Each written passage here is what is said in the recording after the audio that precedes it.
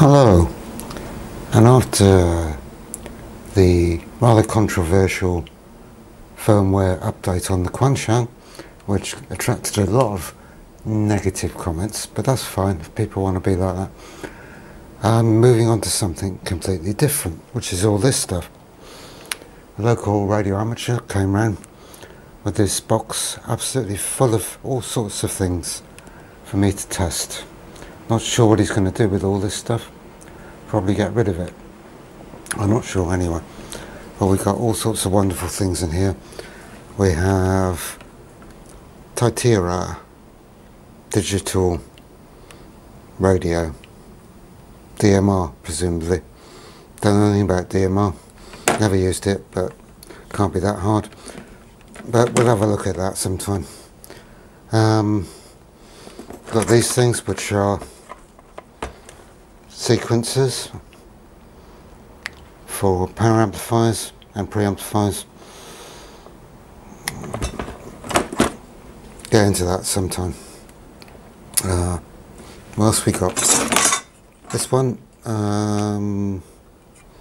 preamplifier, presumably for UHF, strip line, so it's going to be UHF.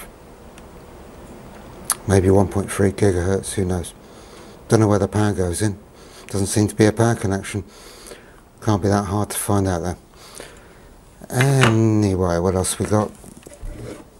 Very expensive Dresler 70 centimeter preamplifier that would go up at the mast, and you would feed it power up the coaxial cable with something which is probably lurking in the depths of this box. And what I have tested so far is these things on this side, not this one. Antenna switches. These all tested bad as far as loss and isolation, corrosion, need to go clean. And this one has got slightly burnt contacts, so maybe some high power has been switched through it at some point, but it's still, having been cleaned, still works quite well. 0.14 dB loss on 144, and the isolation is 60 dB from the unswitched disconnected socket. 430 is 0.2 dB and 45 dB isolation, and they were all the same really. They just got corrosion on the contacts.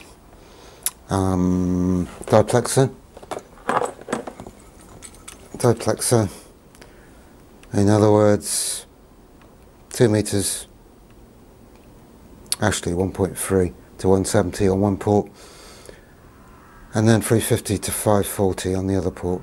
Typically you'd put a 2 meter and a 70 centimeter aerial into it, or it goes into the 2 meter 70 centimeter connections on your radio, and you plug your dual band antenna into it, and it's too much to look at really.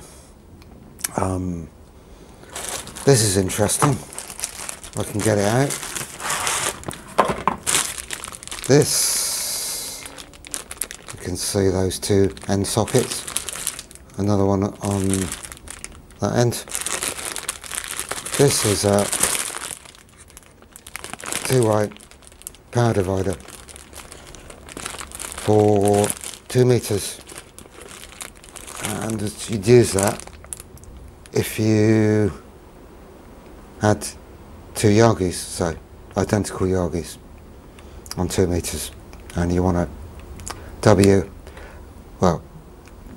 gain. Well, you have 3 dB gain anyway, in theory, with 2. And this is actually an excellent piece of kit. This is.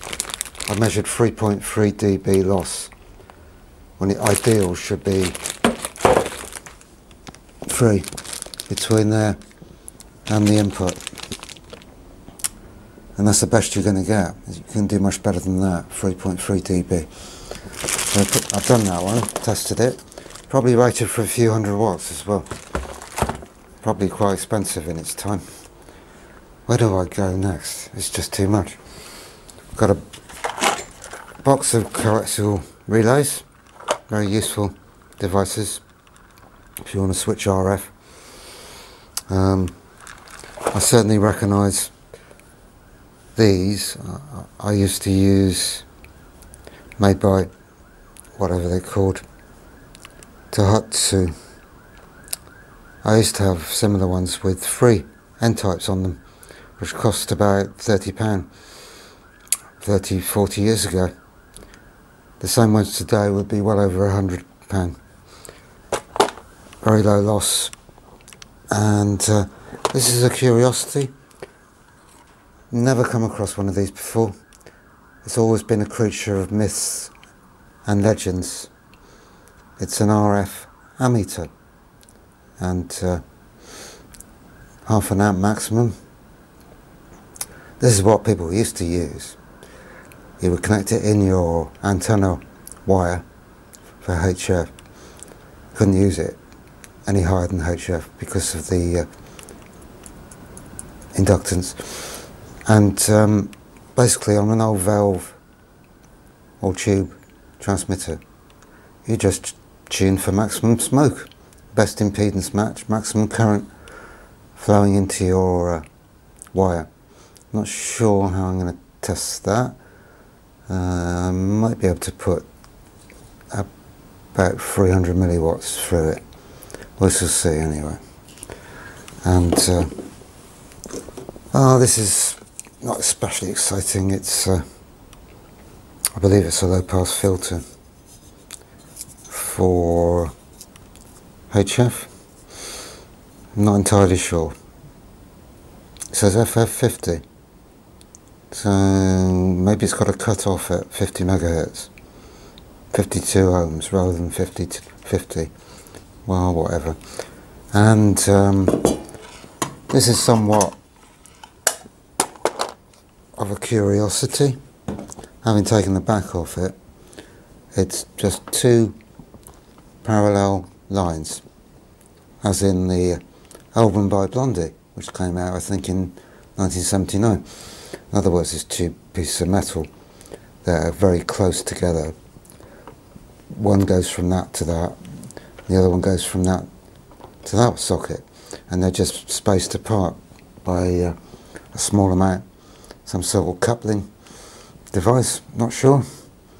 Don't know what it would be used for, haven't got a clue. But what I think I'd like to look at today, what else we got? Oh, should I go on and on and on? Because there's so much of it. We got an antenna analyzer, which I've got the Nano VNA, but this is a similar device, probably a bit earlier, before that, but it's got a nice screen on it, fairly big screen. Don't know how you even turn it on. No doubt I can find out. And what else we got? This thing over here, which is SDR radio, and I think it goes between, no information. I think he did tell me what it did, and it's probably written on somewhere underneath the tape, but I know I'm sure he said it went up to 2 gigahertz, so all the way from HF up to 2 gigahertz, and it's got 2 tuners in it. So I mean, in theory, if you had 2 antennas for the same frequency, you could use it in a diversity reception mode. Right, that's about nearly the end of the excitement now, and I'll move on to what I want to do a test on. Now, this thing is not a diplexer, but a triplexer. I don't think I'd ever have any use for something like this, because you're basically combining three different inputs or outputs and three ports, 1.6 to 60 megahertz, 110 to 170, 300 to 950, and in other words, HF 2 meters, 70 centimeters. Not sure how you really use something like that. Generally, radios have different sockets for HF and VHF and UHF, and you wouldn't have a combined antenna for all those three bands, I wouldn't have thought. No, can't see that somehow. But so that's what I'm going to look at today, and yeah, measure its response. So I'll get it in the workshop and set it all up. Right, where's my microphone gone? Better lower it down. Okay, hopefully that is fairly good. Testing this thing. So what I'm going to do, and let me just turn that thing off. So yeah, turn the dehumidifier off. That's the best thing to do. Anyway, to test something like this, I'm going to feed a signal in this end, which is combined input or output from my tracking generator and spectrum analyzer over there. But then I'll test each output or input, whichever you like, because it's bi-directional. But what you have to be aware of when you're doing tests like this is, whichever port you're testing, you don't leave the others disconnected like this. You've got to stick a load on them, 50 ohms, otherwise you'll get some weird responses and reflections taking place. And as I'm going to do the lowest band first, I need to terminate the other two, and you've also got to be quite careful to tighten everything up when you're measuring small amounts of dBs, as I often do. So there you go, you've got a 50 ohm load on that one, 50 ohm load on that one, and on this one I need to stick another complex adapter. It's just an absolute minefield of RF adapters. So let me get the spectrum analyzer in shot.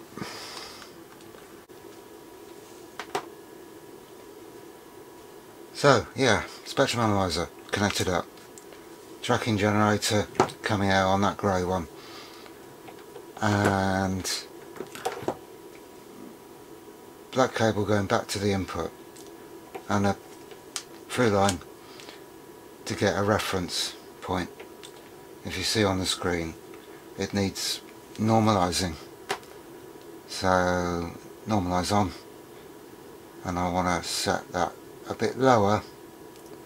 So now I'm sweeping between, I think, about 1 megahertz and 500 at top end.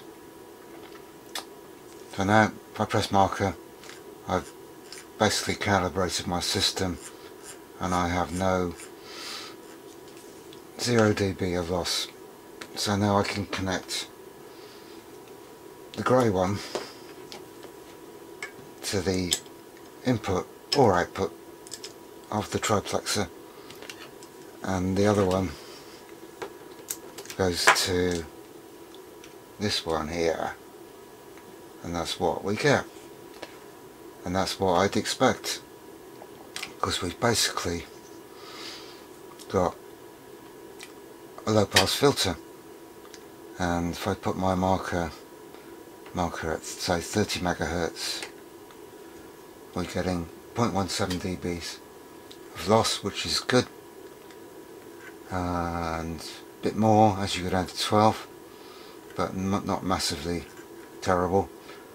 And presumably it's designed to cover 50 megahertz, which it does, because there's hardly any loss at 50. And if we go down to its 3 dB point, that will be around 78 megahertz, which is pretty good to me. It does say 60 megahertz top frequency. I went down to 60 and it's 0.3, no problems with that. So we've got a perfect low pass filter, and if I put say 2 meters into it, 145 megahertz, we're right down at 52 dB of isolation, and quite a dip there down to 60 at 131. So that's that port. And I think if I'm clever, which I'm not sure I am, if I do trace and view, that'll store that, and I could in theory bring up another one there. Yes, that's clever. Of course I'm still displaying the same thing, but let me connect another port up. Right, and I need to change my marker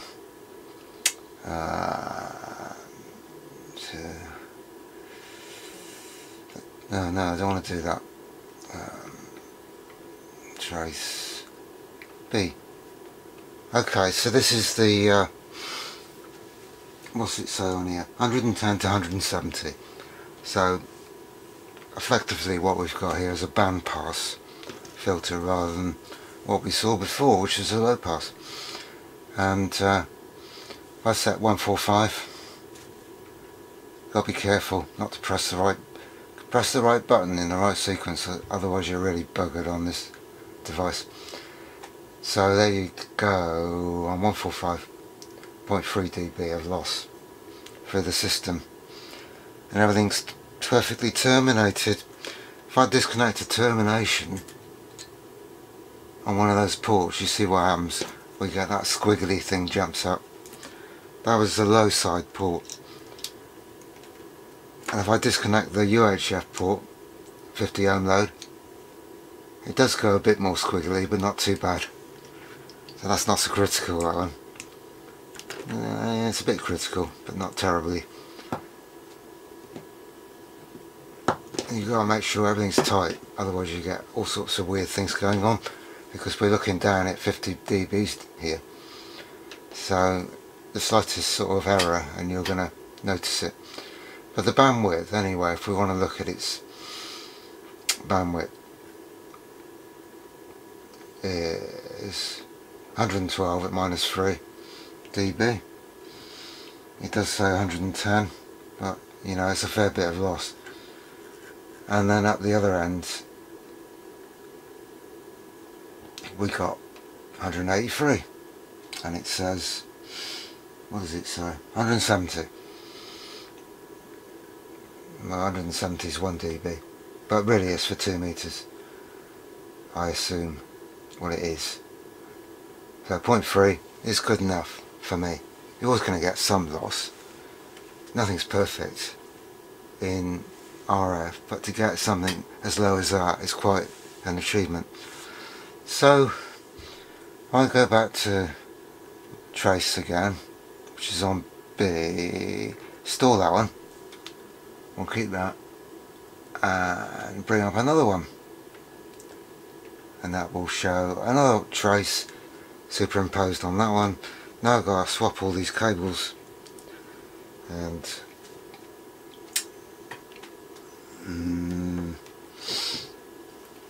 this one is going to be UHF and terminate the other one. Oh, now I've got to mess around with markers again. Trace C. So what we got here is a typical, let's put it on 430. A typical high pass filter. So really it's a bit lossy, but it's probably as good as you're going to get with something as complicated as this, having all these free pulls. I've measured diplexes for 2 and 70 and they haven't been this bad as far as losses. But at 430 we got 0.5, and for the Americans who are watching, especially one who will be watching, it's still quite lossy there, half a dB. That's a fair bit of loss really, but there we go. And if we take it down to the 3 dB point, which is 340, and it does say on it 300 to 950. Well, there's no point in testing it at 950 because nobody's going to use it up there, are they? I wouldn't have thought they would anyway. And it's interesting how much rejection it has got though at other frequencies. If I put my marker at 145 for instance, it's way down at minus 53 dB, which is exactly what you want to reject those frequencies. And really I'm at the limit of my measuring. I'm down in the noise now. If I go down here, there isn't really much I can do to improve that. It probably even goes better than that. I mean, I could put filtering, even I could change my bandwidth. I've already got quite a narrow bandwidth, but then it slows your scan down, of course, and down to 4.5 seconds of scan time. But you do get more resolution, so you can. Don't do that. I pressed the wrong button. That's better. Marker. Well, you see now we're down at minus 65, but the true measurement would probably be below that even. But I'm using the maximum power output on the spectrum analyzer. What I could do, this might help. I think I've got too much attenuation. Oh, that helps, doesn't it?